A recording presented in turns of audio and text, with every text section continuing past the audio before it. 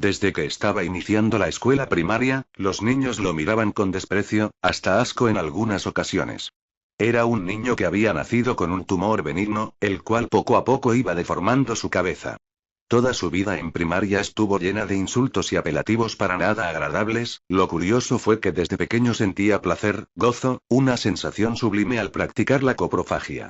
A mediados de secundaria tuvo un accidente al trepar un árbol, se golpeó la testa y la protuberancia en el lado derecho de su cabeza se acentuó mucho más y, como consecuencia, en los días posteriores, los apodos en el colegio se multiplicaron. A partir del incidente, ni sus padres ya le prestaban atención, olvidándolo casi por completo. Cuando estaba en el último año de secundaria, viajaba con sus padres a visitar a su abuela, la cual estaba agonizando. Al regresar a su ciudad, tuvieron un accidente en el que sus padres fallecieron, quedando entonces Romsey huérfano. Los niños en el orfanato eran excesivamente despiadados con él y sí, como ya has pensado, lo violaron en múltiples ocasiones. Todos los niños menores eran los únicos que le tenían compasión y pena. Hubo ocasiones en que tuvieron que llevarlo al hospital más cercano como producto de las seguidas violaciones que sufría y que, como consecuencia, le desgarraban el ano. Poco a poco Romsey se daba cuenta de que hubiera sido mejor jamás haber nacido y, cuando estaba a punto de ahorcarse con una toalla, se dio cuenta de que él no podía suicidarse, que haber nacido con esa deformidad no era por puro gusto de la naturaleza y, exactamente en el mismo instante en el que llegó a la conclusión de que él era valioso, también se percató de que odiaba a la humanidad. Al llegar el amanecer con los primeros rayos del sol, Romsey y los demás huérfanos se vistieron e iniciaron con la rutina diaria, se prepararon para desayunar y fueron al colegio. En la clase de anatomía, el profesor sorprendió a los alumnos con una rata dopada e hizo una demostración de cómo extraer el corazón, los intestinos y el cerebro de una rata. Sin embargo, la escena que más impactó a Romsey fue la de la extracción de los intestinos, porque vio como el excremento todavía no detectado chorreaba cual vómito y, conociendo sus manías coprófagas, se le hizo agua a la boca. Durante todo el transcurso del colegio al orfanato, esa imagen de las heces fecales recorriendo el cadáver de la rata estaba en su cabeza, deseaba probar ese tipo de desecho que todavía no había tenido contacto con el exterior. La clase del profesor de anatomía, intacta en la memoria de Romsey, azotaba sus pensamientos más locos, hasta que llegó la hora de dormir y todos los huérfanos, incluyendo nuestro protagonista, fueron a sus respectivas camas. En medio de la noche, Romsey se despertó con los pasos de Paul, que tenía aproximadamente la misma edad de nuestro coprófago. Además, Paul fue el que hace 5 días había mandado a Romsey al hospital por otro desgarro anal. Paul ya estaba en el baño más de 15 minutos, a lo que nuestro deforme amigo supuso que estaba masturbándose o defecando. Esta última palabra cayó como un rayo en la memoria de Romsey. Sin perder tiempo, fue a la cocina de puntillas, cogió el cuchillo que pensó era el más afilado y se dirigió al baño, esperó en la puerta unos 10 minutos más hasta que Paul saliese de los servicios higiénicos y, cuando este lo hizo, Romsey amenazándolo con el cuchillo reparó que guardara silencio e hizo una incisión con el arma en la zona izquierda del cuello de su víctima. Al poco rato, Paul yacía muerto desangrado. Romsey se dirigió al inodoro y todavía estaban las heces ahí, puso al cadáver en posición de cuadrúpedo, extrajo el excremento del retrete e introdujo el medio kilo de deposición fecal en el ano de Paul. Todavía no se sentía a gusto y, al oler sus manos colmadas de estiércol, sintió que algo se erectaba entre sus piernas. Si amigos míos, también era coprofílico. Romsey empezó a violar el cadáver de su víctima llegando a eyacular dentro del ano de Paul. Sacó su miembro viril lleno de excremento y fue en este momento en el que recordó la clase del profesor de anatomía. Como consecuencia, tomó el cuchillo e hizo una incisión desde el ombligo hasta debajo de los testículos. Ya no había demasiada sangre, los órganos no se parecían mucho a los de la rata, pero con facilidad localizó el intestino grueso, 3 metros que contenían restos de deposición fecal. Romsey estaba en el paraíso, o al menos eso pensó. Llegó a visualizar el fin del intestino que daba al ano, lo cortó con ternura y vio el excremento que había introducido hace media hora mezclado con su semen. En menos de 5 segundos, esa masa repugnante ya se encontraba en la boca de nuestro querido amigo deforme trastornado. Al fin Romsey estaba satisfecho. Ahora sí puedo morir feliz, pensó. Notó que ya eran las 4:30 de la madrugada, no le importó y se quedó dormido junto al cadáver. Romsey abrió los ojos y se vio atado a una cama. Todos los demás huérfanos tenían un cuchillo en la mano. Cuando se aseguraron de que Romsey estuviera consciente e hicieron una fila, eran 37 adoptivos. Cada uno pasaba, le hacía un corte y se iba, quién sabe a dónde. Y así fueron 13 cortes en el pecho, 20 dedos amputados, lo castraron, le extirparon las 2 orejas, pero faltaba un niño, tenía miedo, miraba a Ramsey con pena, hasta que alguien dijo: Mira lo que le hizo a tu hermano. Entonces el niño dirigió la mirada a una esquina de la habitación, efectivamente, ahí estaba el cadáver de Paul. Meditó por un momento, suspiró muy profundamente y, luego de un par de minutos, empezó a cercenar la zona abdominal de Ramsey, desde el ombligo hasta debajo de los testículos.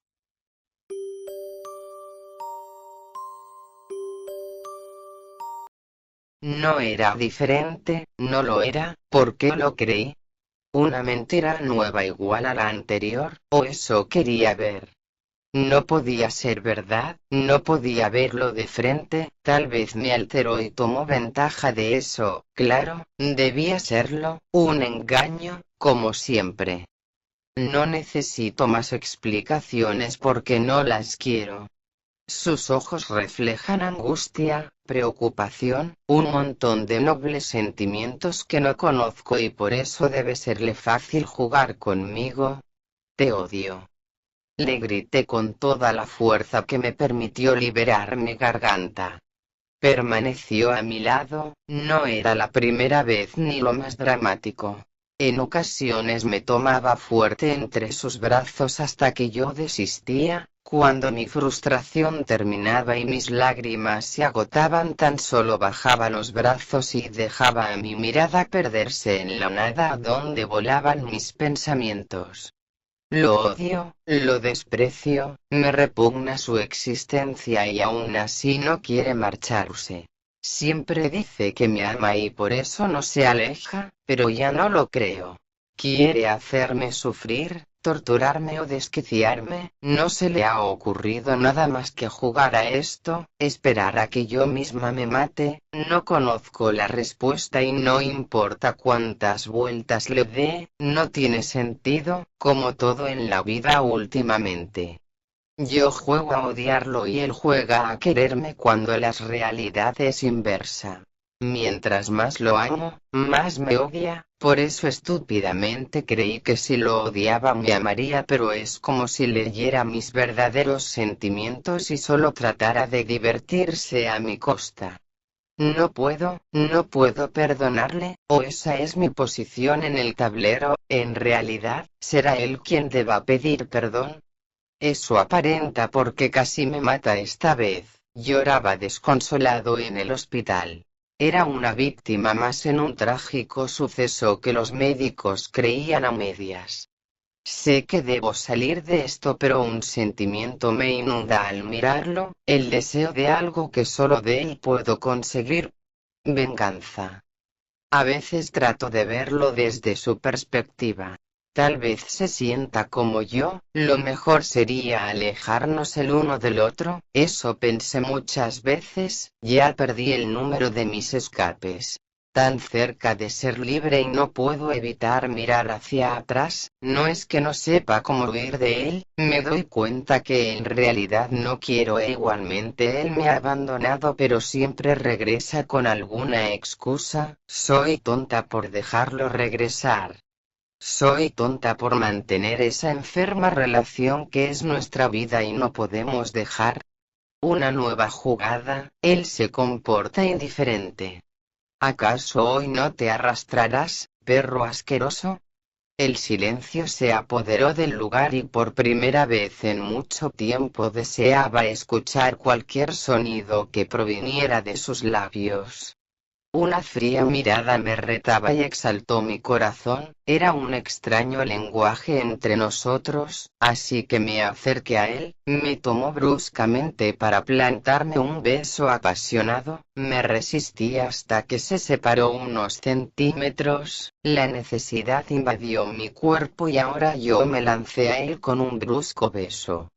Parecía como si tratara de arrancarle los labios con odio en lugar de amor, gemidos de ambos se ahogaban en la garganta del otro. Nos desnudamos arrancando agresivamente la ropa del otro, me aprisionaba mientras mordía mi cuello, yo clavaba mis uñas lo más que podía en su espalda, era una pequeña dosis pero él comenzaba a besar mi cuello como si me pidiera algo más. Me encontraba arriba de él, sus caricias comenzaban a ser cariñosas, me levanté y tomé varias cosas. Amarré sus manos a la cabecera, y continué tocando todo su cuerpo, rasguñándolo y sacándole pequeños gemidos. Tomé el cuchillo y le causé varias heridas de una profundidad media, sangraron bastante. Embarraba su sangre por todo su cuerpo para continuar por el mío. Tomé la varilla y le marqué una cruz en el corazón, igual a la que se encontraba en el mío, las junté y pude sentir ese calor y la piel quemada, lo desaté, extasiado concluyó el acto. Por la mañana lo comprendí, era horrible aquello, lo que le hice, no, lo que me obligó a hacerle. Era mi turno ahora. Morir de esta forma era nuestro deleite. Él contestó con un cállate agresivo a mi saludo matutino, te amo, era mi turno de odiarlo.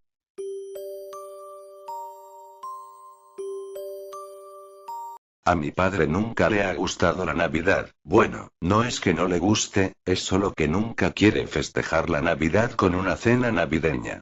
En toda mi niñez e infancia he pasado la Navidad sin esa tradición de la cena de Nochebuena. Mi madre siempre ha dicho que eran temas personales de mi padre y que no me entrometiera, y durante mucho tiempo respeté eso, no le he preguntado el por qué desde ese entonces, pero una noche me cansé, la maldición de la naturaleza humana.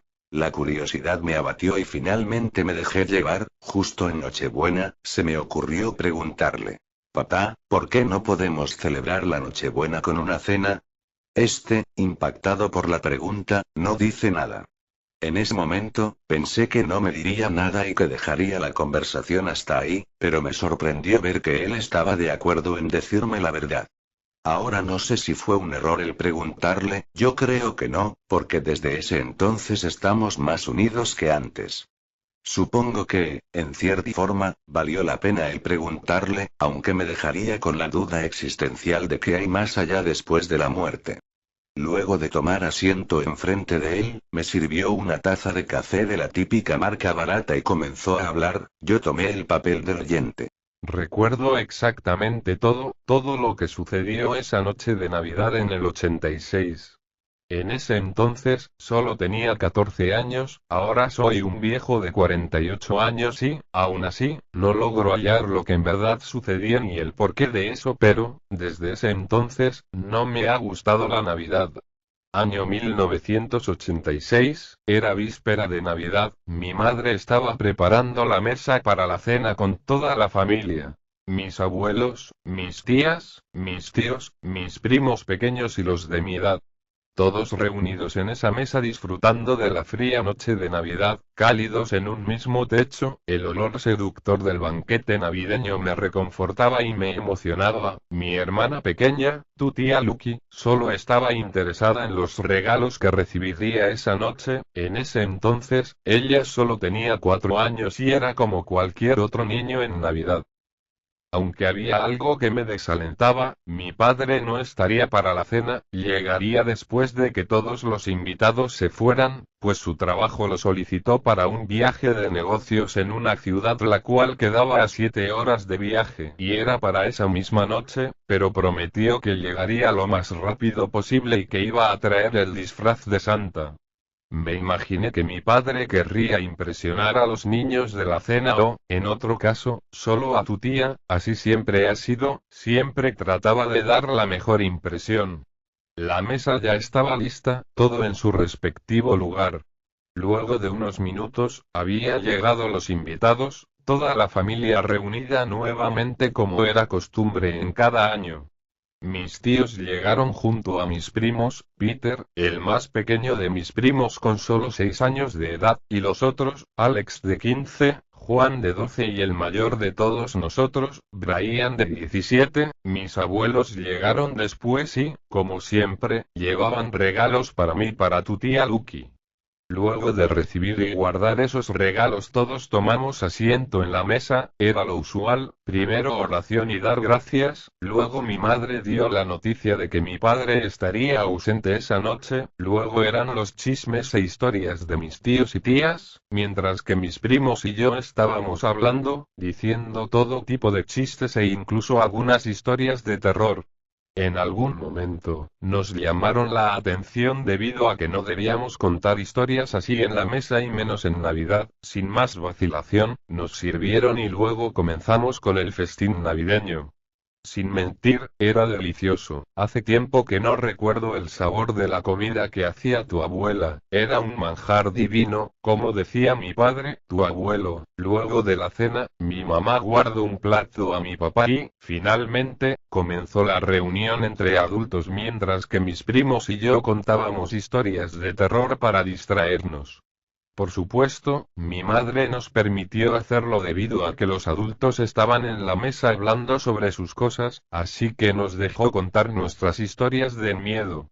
Luego 2 toques a la puerta llamaron la atención de mi madre, confundida abre la puerta y, de la nada, se abre paso un Santa Claus siniestro, al menos esa fue mi opinión al verlo por primera vez adentro de la casa. Al estar adentro lo primero que hizo fue pasearse en los alrededores de la casa, como si tuviera curiosidad del lugar y estuviera observando y analizando cada rincón del entorno.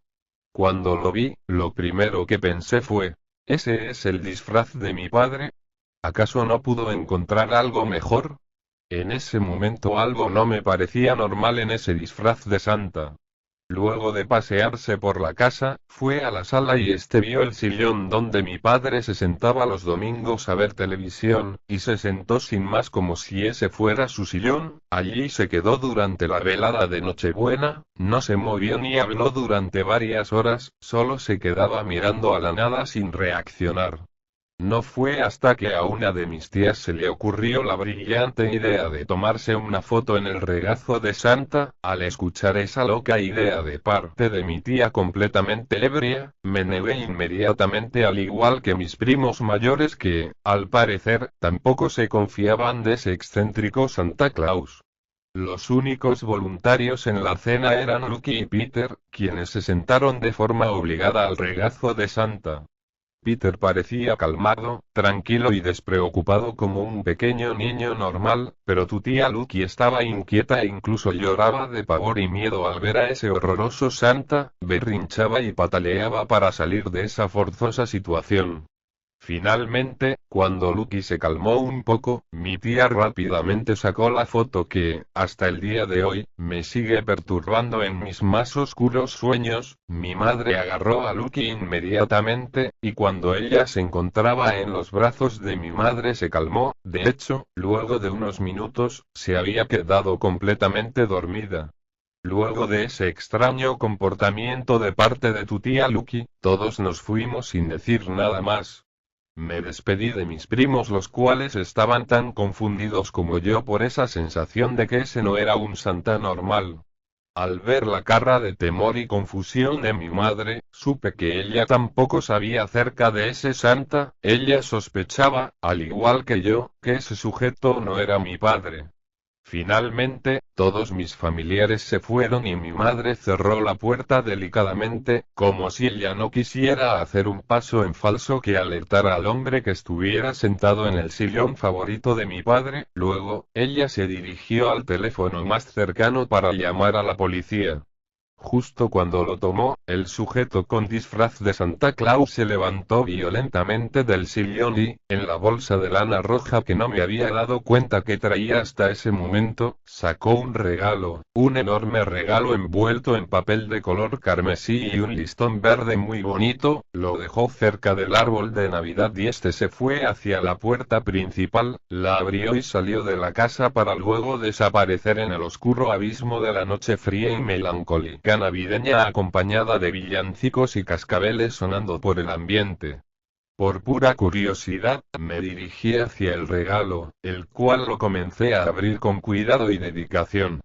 Primero desaté el listón de un suave tirón, luego comencé a desenvolver el papel de color carmesí alrededor del regalo, luego de desenvolverlo me di cuenta que era una caja de un color carmesí eléctrico y, al abrirlo, veo lo que había adentro. Me sorprendió ver que era el reloj de mi abuelo que le había heredado a mi padre y esta mañana antes de irse dijo que me lo daría a mí como regalo de Navidad cuando volviera del trabajo. En ese momento pude notar una sensación cálida de afecto y una corriente dulce que resbalaba por mi rostro. El símbolo del amor de un padre lo tenía dentro de esta caja junto con un mensaje escrito en una carta que decía: Feliz Navidad, hijo, lamento no haber aparecido esta noche, mándale un abrazo a tu madre y a tu hermana de mi parte, dulces sueños, con amor papá. Pero antes de darme cuenta de lo que realmente pasó, mi madre desconsolada me tocó débilmente el hombro y sollozando dijo: Hijo, hablé con la policía por teléfono, tu padre falleció en un accidente de tránsito esta noche antes de la cenar. Al escuchar eso, antes de llorar, me pregunté una cosa en ese momento. Entonces ese sujeto en el disfraz de Santa Claus podría haber sido mi papá. Al terminar de contarme lo que había pasado, el motivo del por qué mi papá nunca quiso celebrar la Navidad con una cena en la medianoche, me quedé sin palabras, era incapaz de decir algo en ese momento, mi mente era atormentada de preguntas e interrogantes que mi papá no podía contestar aunque quisiera. El mar de dudas fue interrumpida por mi padre, quien se levantó de su asiento y comenzó a buscar una caja que tenía escondida en el ático de la casa. Tras tanto buscar finalmente pudo encontrarla y empezó a hurgar en ella, entre recuerdos y objetos olvidados llenos de polvo. Agarró una foto en la cual él aseguraba que es la misma en la que se encontraba la tía Lucky sentada en el regazo de ese tal Santa Claus. Al verla, no lo podía creer, no podía creer que era auténtica la foto y el relato de mi padre. Todo lo que decía era cierto, podía ver a mi tía llorar de terror en el regazo de ese tétrico y horrendo Santa Claus. Lo que era probablemente esa cesante duda existencial surgió nuevamente en mi perturbada mente. Entonces, si es posible que exista algo más allá de la muerte, y esto es prueba de ello.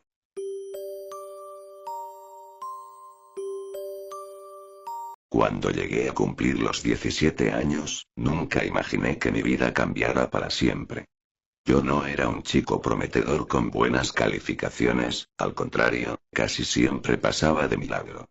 Todo el tiempo peleaba con mi padre cuando se daba la oportunidad y nunca tuve una buena relación con mi madre, aunque realmente no me lamento por ello.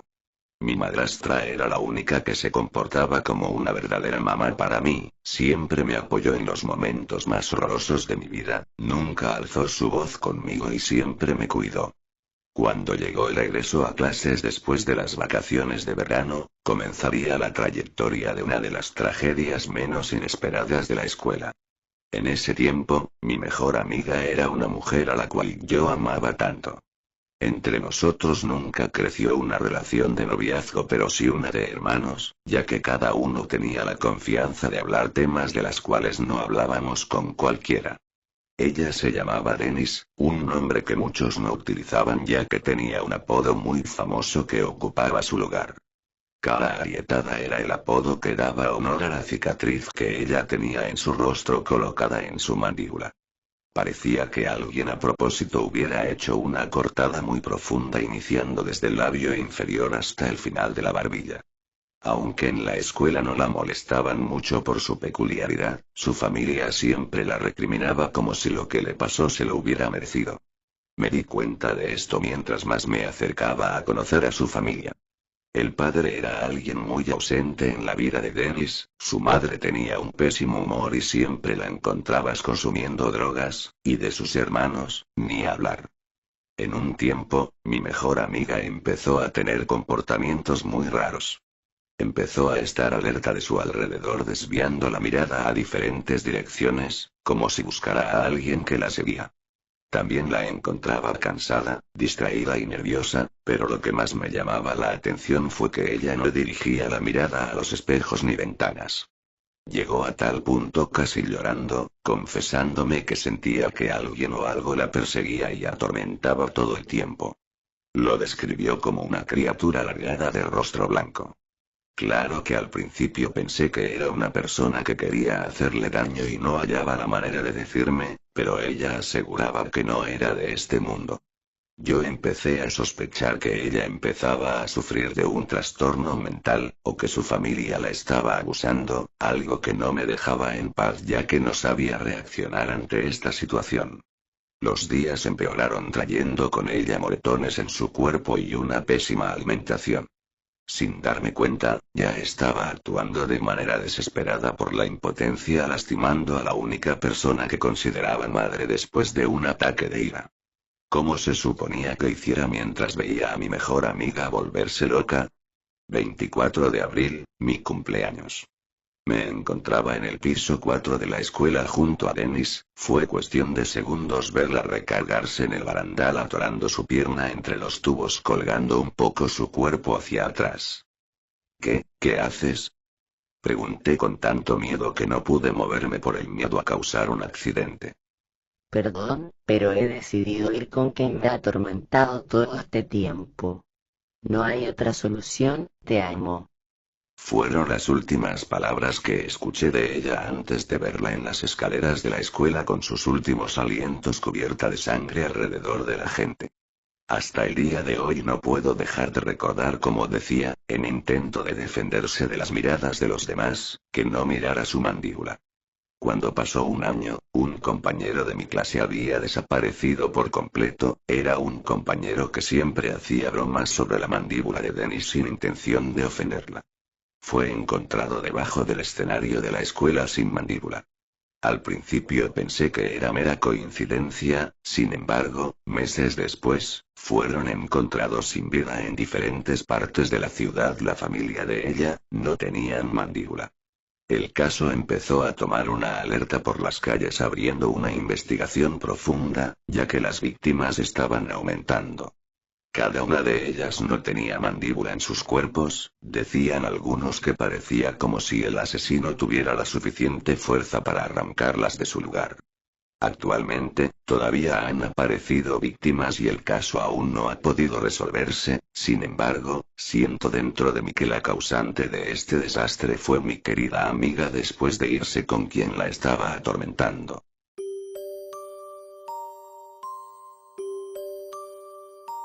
Era el año de 1978, en un convento convertido en escuela.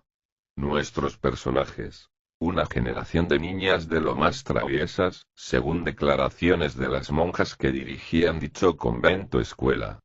Este edificio había sido dividido en dos. De un lado se encontraban las celdas de las madres, mientras que de otro estaba la vieja, pero sofisticada escuela a la que asistían niñas cuya colegiatura solo podía ser solventada por gente de dinero. Todo parecía marchar de lo más normal hasta que un buen día Marta comenzó a retraerse. Nadie sabía lo que le sucedía, pues era una niña muy alegre y competitiva en clase. Su maestra creyó que era cosa de la edad y que en muy poco tiempo se le pasaría. Pero no fue así, entre más días pasaban Marta se veía cada vez más retraída y triste. Parecía como si estuviera pasando por una terrible depresión. Pero, ¿qué le podía faltar a una pequeña que al parecer lo tenía todo? Fue entonces cuando la maestra mandó traer a sus padres, pensando que se trataba de problemas familiares. Pero por más que le dieron vueltas al asunto, no pudieron dar con la razón por la cual Marta se comportaba de esa manera. La atención de sus padres hacia ella era buena, aunque con poco tiempo, siempre se daban un espacio para platicar con la pequeña. Los días pasaban y la niña comenzó a alejarse de sus amigas. Ya no salía al recreo y menos se juntaba con ellas. Todas le preguntaban qué es lo que le pasaba, pero ella no respondía.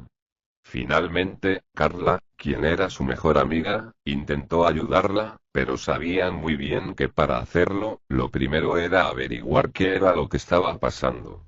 Fue así como empezó el diálogo. ¿Qué es lo que te sucede, Marta? ¿Por qué ya no quieres jugar con nosotras? Marta le confesó que desde hacía unos días veía una señora con pelo blanco que la llamaba. Esa señora estaba en el fondo del salón, solo ella la podía ver. Carla, sorprendida, le dijo que allí no había nadie, que solo estaban ellas y la maestra, pero aún así, Marta insistía en que veía a alguien. La niña trató por todos los medios de que sus padres la sacaran de la escuela. Estaba segura de que si permanecía en aquel lugar algo malo le ocurriría. Pero como era una buena escuela y al parecer solo se trataba del capricho de una niña, sus padres no accedieron. Un buen día, cuando todos se encontraban en el recreo, Carla se le acercó a su amiga, quien como de costumbre se había quedado en el salón de clases. La pequeña no alcanzaba a comprender por qué su amiga no salía al patio si decía que veía a una señora en el salón. Marta le confesó que era porque la señora no la dejaba salir. Carla no creía lo que a ella le estaba pasando y no había manera de convencerla de que no había nadie en aquel lugar. En cuanto pudo, tomó sus cosas y salió al patio porque consideraba que su amiga nunca iba a terminar con aquella historia absurda. Pero cuando iba a salirse, Marta la tomó de la mano pidiéndole que no la dejara sola, que tenía mucho miedo. Carla trató en vano de tranquilizarla, sabía muy bien que faltaba poco tiempo para que terminara el recreo y, si se quedaba ahí, se perdería el almuerzo. Salió como pudo, convencida de que Marta ya se había calmado. Cuando volvieron todos del recreo no encontraron por ningún lado a Marta, lo cual era buena señal. Se imaginaban que ya había aceptado salir al descanso. Sin embargo, nadie la encontró en el patio, y por más que la buscaron no la encontraron. Ya cuando estaban convencidos de que lo mejor era reportar su ausencia a sus padres, escucharon su voz que provenía del fondo del salón de clases. Como no veían a nadie, las monjas pidieron que las niñas salieran del salón, para investigar qué es lo que estaba sucediendo debido a que seguían escuchando la voz de Marta. La única que se quedó en el salón fue Carla, que era la más preocupada por la ausencia de su amiga. Se acercó al rincón de donde provenía la voz de su amiga. Pero, ¿cuál sería su sorpresa cuando se dio cuenta que en aquel rincón había una telaraña, la cual estaba muy vieja y gruesa, como si siempre hubiera estado allí? Pero en aquella telaraña se encontraba una araña muy peculiar. Tenía la cara de su amiga. De inmediato empezó a llamar a las monjas con tremendos gritos diciendo que era la araña quien hablaba. Lo que sigue de la historia nadie la sabe con precisión. Algunos dicen que la araña les habló diciéndoles lo que le había sucedido. Otros más dicen que la araña simplemente se puso a llorar. Y otros más afirman que corrió a esconderse entre los muros. Desde entonces el salón de clases fue cerrado. No se le volvió a permitir el acceso a nadie. En cuanto a la niña, dicen que ahí se quedó y nadie pudo hacer nada por ella, porque de acuerdo con unas versiones, la niña fue hechizada por una bruja. Han pasado muchos años de aquel desgraciado suceso. Algunos quisieron que la historia se convirtiera en leyenda para que nadie temiera entrar al convento. Finalmente, la construcción fue cerrada, y aunque no puedo decir el nombre del convento por cuestiones éticas, sí les aseguro que todavía hoy en día, Carla, la amiga de Marta, sigue llorando afirmando que lo que dice es cierto, y que, por supuesto, aquello fue una obra del mal.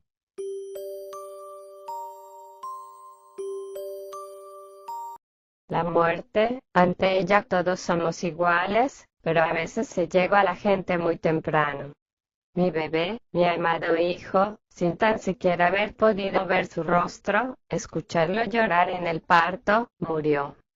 Pero aún recuerdo cuando sus pequeños pies golpeaban y se movían dentro de mí.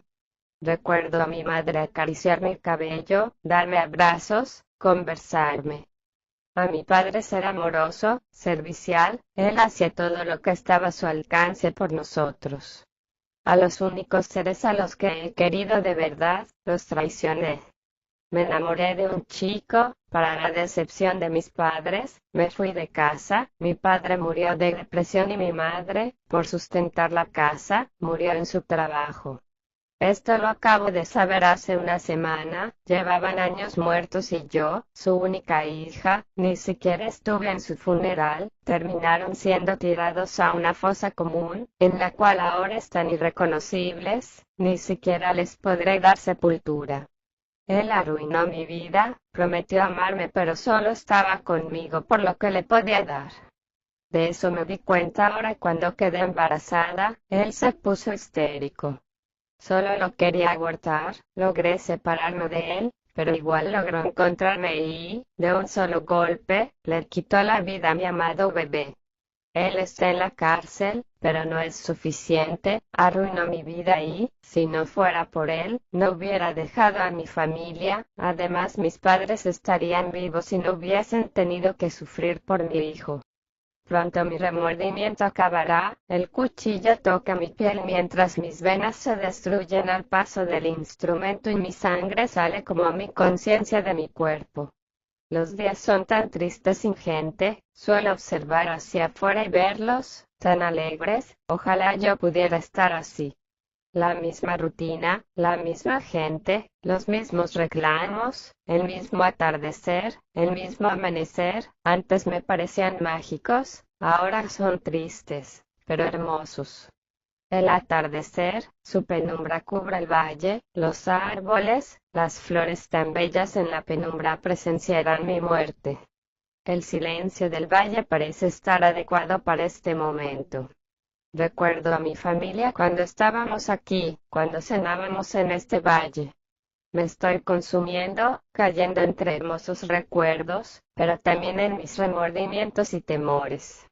La oscuridad, el gran silencio, miles de recuerdos confusos, me estoy muriendo. La confusión total, recuerdos que no son míos, rostros que no son míos. Mi padre y madre desapareciendo en lo alto de esas imágenes. No puedo verme, estoy confundida, no siento mi cuerpo. Despierto, me puedo mover pero no siento mi cuerpo. Este mundo es tan horrible, veo a aquellos niños desnutridos, abuelos abandonados, personas llorando con moretones, es horrible. Miles de recuerdos horribles de la gente, ¿dónde estoy? La oscuridad se volvió a tornar, una indescriptible voz en mi mente dijo, en ninguna parte. Comencé a escuchar voces, y pude volver a ver, estaba en un hospital. Me habían salvado a tiempo. Una enfermera entró, me miró y fue a buscar a alguien, mis padres entraron, me abrazaron y acercaron la cuna de al lado mío, ahí estaba mi hijo. ¿Qué pasó? ¿Por qué? No me importa, mi familia está aquí. ¿Acaso todo fue un sueño? La voz resonó en mi mente y dijo, ¿eres feliz?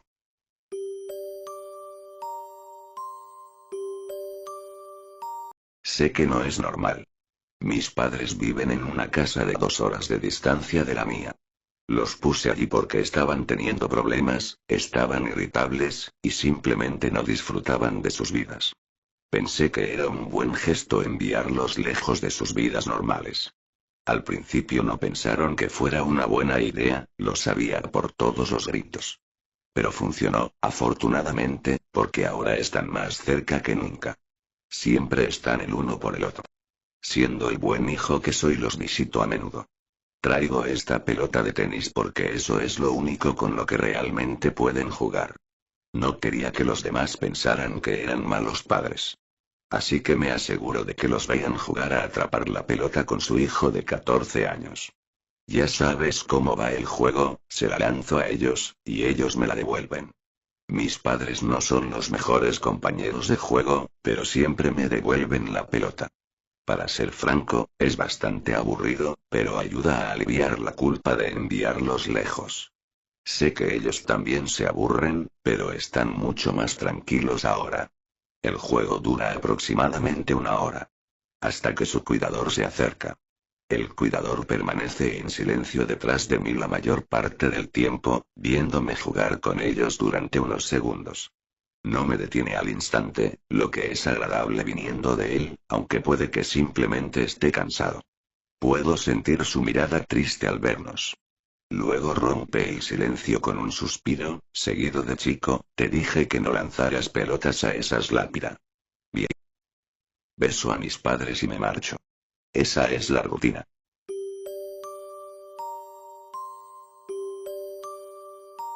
Ser ateo significa no creer en lo divino. Cuando alguien se hace llamar a sí mismo ateo significa que no cree en lo sobrenatural, no cree en ángeles ni en demonios. No cree que exista alguna fuerza más allá de lo físicamente posible. Yo soy ateo. Crecí en una familia religiosa y se me inculcó la fe católica desde el nacimiento, pero con el pasar de los años y al madurar como persona, me di cuenta de que no comprendía la religión, y que, en lo personal, no creía en ningún tipo de deidades en las cuales se basan las corrientes religiosas que todos hemos escuchado. A mis padres no les agradó la idea de tener a un hijo que no tuviera las mismas creencias que ellos. Se rompió una tradición. A pesar de generar un descontento en el círculo familiar de mi hogar, estaba convencido de que era ilógico creer que podían existir seres que rompan los parámetros de lo natural y que vengan de un lugar que la compleja mente humana no pudiera comprender. Creía que los fantasmas y demonios eran producto de la imaginación y una especie de broma del subconsciente. Maldito el día en el que mis creencias fueron puestas a prueba. Ya había pasado la medianoche, como de costumbre, me encontraba jugando algún videojuego portátil en la oscuridad de mi cuarto, recostado en mi cama. No recuerdo la hora exacta en la que escuché alguna especie de rasguños en el pasillo que daba hacia las escaleras, las cuales, a su vez, conducían al piso de abajo. Al principio, pensé que se trataba de algún ratón que se había escabullido por la oscuridad hacia el baño que quedaba a mitad del pasillo. Me levanté, caminé en dirección al ruido alumbrando con la tenue luz que tenía la pantalla de mi móvil y busqué en silencio la fuente del ruido, pero no encontré nada. Supuse que lo que fuera que había producido ese ruido, había escapado hacia su madriguera o algo por el estilo, debido a que, en el momento que puse un pie fuera de mi cuarto, el ruido se detuvo. Sin más problemas, regresé a mi cama y dormí tranquilamente. Pasaron 2 días sin percances, 2 días en los cuales no escuché nada durante la noche. Entonces llegó la noche del tercer día. Ya era bastante tarde cuando escuché el ruido de nuevo. Era como si algo rasguñara la puerta del cuarto adyacente. Al igual que hace 2 días, tomé mi móvil y fui en busca de la fuente del ruido esperando ver alguna clase de roedor. Y también, en esta ocasión, el ruido se detuvo cuando puse un pie fuera de mi cuarto, pero, de igual manera, fui en busca de la fuente del ruido y no encontré nada. Regresé a mi cuarto y me recosté en la cama. Al cabo de algunos minutos, volví a escuchar el ruido. Parecía que, lo que fuera que lo ocasionaba, tenía la intención de fastidiarme. Después de algunos minutos, el ruido se detuvo y yo dormí, aunque algo intranquilo. Este fenómeno se repitió sin ningún patrón, algunas noches se escuchaba, algunas noches no. Pero lo inquietante del asunto es que los rasguños eran cada vez más fuertes y en ocasiones me parecía escuchar algún tipo de sonido gutural muy bajo, era alguna especie de gemido que expresaba dolor y odio. Lo que me pareció más lógico es que solo fuera parte de mi imaginación. Sin embargo, esto me producía miedo, pero no un miedo normal, no era un miedo como el que se siente cuando algún ser querido se encuentra en un estado de salud delicado, o como el miedo que se siente cuando en un asalto, te apuntan con un arma de fuego. No era ese tipo de miedo. Por primera vez me pregunté si en realidad no creía en seres que vienen del más allá. Son las 2 de la mañana y estoy en mi cuarto. La puerta está cerrada y yo estoy frente al monitor de mi computadora. Cada vez está más cerca. Aún no sé qué es ese ser, pero estoy seguro de que no es un ratón, ni una rata. Ningún roedor ni ningún animal. Sea lo que sea, tampoco es humano. Escucho los rasguños, pero esta vez rasguñe a la puerta de mi habitación. Roe en la oscuridad, gime de dolor y de odio. Es un sonido que hace que la sangre se torne fría, es un sonido que poco a poco corrompe mi salud mental. El horror me hace perder el juicio y la cordura.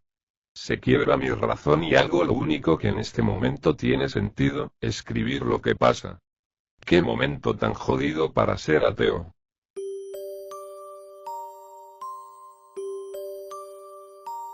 Se recomienda escuchar esto de noche, si no, solo perderás tu tiempo. Si aún hay luz a tu alrededor, vuelve más tarde. Si ya cayó la noche en tu ciudad, por favor, apaga cualquier fuente de luz a tu alrededor. Que tu única iluminación sea la pantalla de tu ordenador o tu teléfono. Otra cosa. Cuando vayas a escuchar esto, no debes estar solo en casa. He dejado en claro aquí y ahora que lo que sea que pueda ocurrir es absolutamente bajo tu consentimiento. Si has seguido mis instrucciones y estás dispuesto o dispuesta a continuar, debes saber que en este mismo momento Mandu estará en tu habitación. Él está oculto para que no puedas verlo mientras estés escuchando esto. No trates de buscarlo. Se molestaría. Relájate y respira profundamente. Solo concentra tu visión en estas palabras y si escuchas algún sonido en el interior de tu casa, solo piensa que pudo haber sido el viento o alguno de tus familiares. Hagas lo que hagas, no voltees. Por favor, por tu propio bien. Seguramente te estarás preguntando, ¿quién o qué es Mandu? Mandu es el ser que trata de hacerte daño en tus pesadillas más terroríficas, por lo tanto, es recomendable que trates de despertarte lo más rápido que puedas en una de ellas. También Mandu es el espíritu de las personas a las que alguna vez les hiciste daño, por lo que Mandu buscará venganza a partir de ellas en este momento. Mandu es ese miedo que tratas de evitar, lo que no quieres ver, lo que no quieres sentir. Mandu es el fuego del infierno y el cuchillo del que evitas ser víctima. En este momento Mandu se acerca lentamente a ti, no mires, quédate quieto, te repito que a Mandu no le gusta que lo busquen. Ese nerviosismo que sientes de pies a cabeza indica que Mandu no debe de estar muy lejos, no trates de recordar traumas porque Mandu los revivirá, no pienses en tus peores miedos porque Mandu los hará realidad. En lo que te pasas la saliva por la garganta y el escalofrío de tu nuca se hace presente, Mandu está pensando en qué hacerte, en cómo saciar la venganza de las personas afectadas por tu persona. ¿Quieres un susto de muerte? Mandu está justo arriba de ti, no mires arriba y evita cualquier cosa que refleje tu espacio personal, vidrios, espejos, pasos. Si sigues escuchando esto, tuviste suerte, Mandu sigue pensando qué hacerte en este momento. Quizás te quite la lengua para que no lastimes a nadie más con tus palabras, te arranque las manos para que no golpees a nadie, te quite los ojos para que no veas cosas ilícitas y mires los peores horrores. Todas las personas, sin saberlo, pueden ser víctimas de Mandu, porque toda la humanidad se hace daño a sí misma, y Mandu tiene que cumplir su trabajo. ¿Sabes de las personas que se suicidaron? Nunca se hicieron daño a sí mismas, fueron víctimas de Mandu. Las personas que murieron en accidentes. Mandu fue la mente maestra. Puede que, en este momento o después, mueras ahogado mientras estás en la playa. Sufras un accidente automovilístico. Seas asaltado por un demente y este decida quitarte la vida. Resbales mientras estás en un lugar alto. Te asfixies mientras comes, o cualquiera de las peores muertes que puedas sufrir, sea como sea, Mandu ya se ha propuesto cumplir su venganza. Debiste haber sido un ser humano de buen corazón hace mucho tiempo, a partir de ahora, ya estás condenado.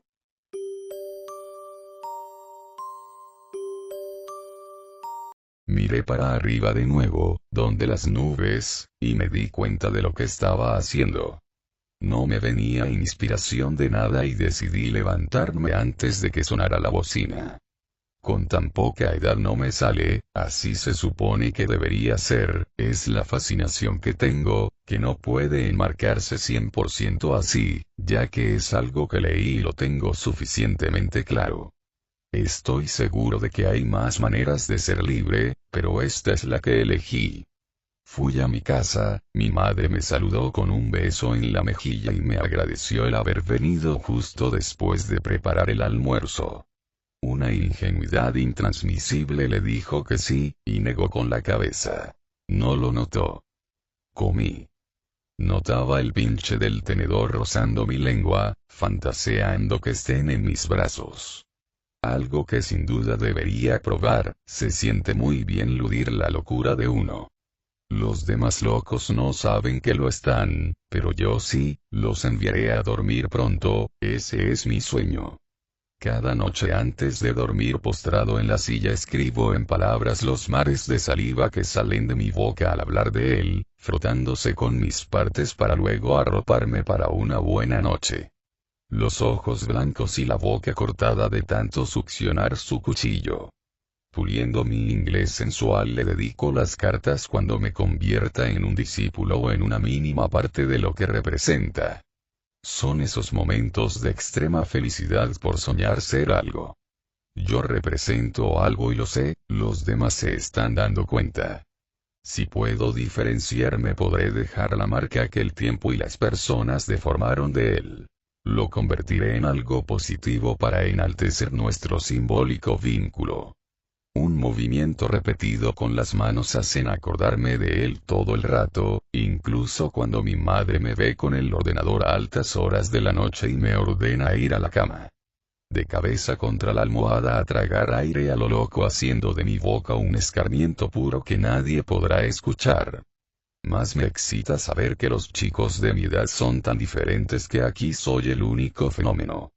O lo odias o lo amas, no puedes tener la decencia de tener semejante predilección. Mi obsesión sibarita supera mi edad y mi madurez, es lo que tengo de sostén y no dejaré de alargar mis comisuras lo máximo que pueda. Esa hemoglobina casi gelatinosa que sale de mi brazo tienta a todo el mundo que lo vea preguntar, y es donde me veo obligado a hacer caso omiso, soy demasiado para que tengan contacto conmigo. Impenetrable y duro como el maderas.